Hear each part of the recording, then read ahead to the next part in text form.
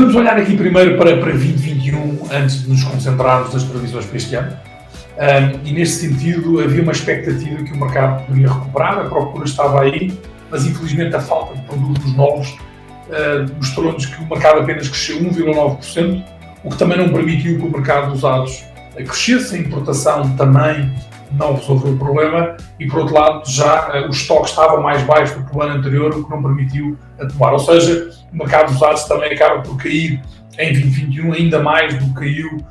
em 2020, comparativamente com o ano da pandemia. Ou seja, isto acaba por ter um impacto muito grande a nível, por exemplo, dos novos. Com certeza há uma redução dos descontos. Quando falamos dos usados, é evidente que podemos dividir isto em 3 períodos. Praticamente no primeiro trimestre as coisas estão relativamente estáveis, a procura está em alta, há falta de produto, começa a haver uma apreciação forte e nos últimos trimestres, particularmente nos últimos 2 meses, há alguma travagem da procura porque os preços subiram tanto e há um ajustamento da oferta e procura, em linha com aquilo que nós também vimos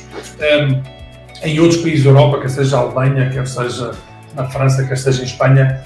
tudo muito semelhante, e em todos os países esta apreciação também aconteceu e falta de produto aqui, tudo globalizado numa ótica de Europa, e é assim que nós entramos em 2022 com alguma desaceleração da procura devido ao aumento de preços. Concentrando agora em 2022, há alguns pontos-chave que eu gostava de vos transmitir, na minha opinião.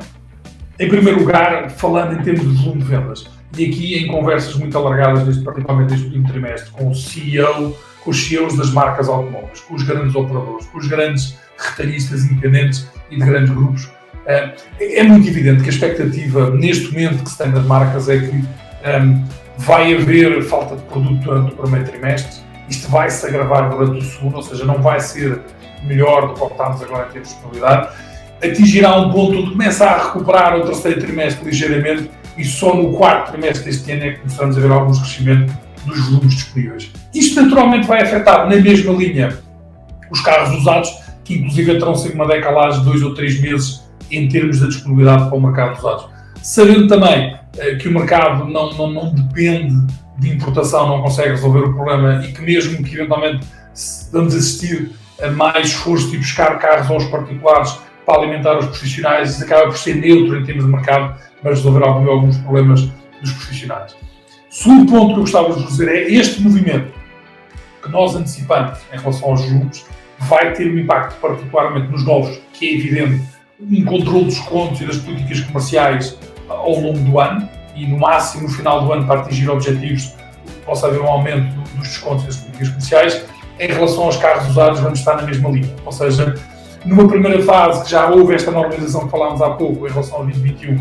os preços vão estar relativamente estáveis, mas se a procura de facto acelerar e a falta de produto se mantiver, poderá haver outra vez algum aumento de preços, mas que se espera, a partir do momento em que haja mais produto no final do ano, que volte a normalizar ou mesmo a queda de alguns preços, se esse volume for mais significativo. Ok? E por estas razões de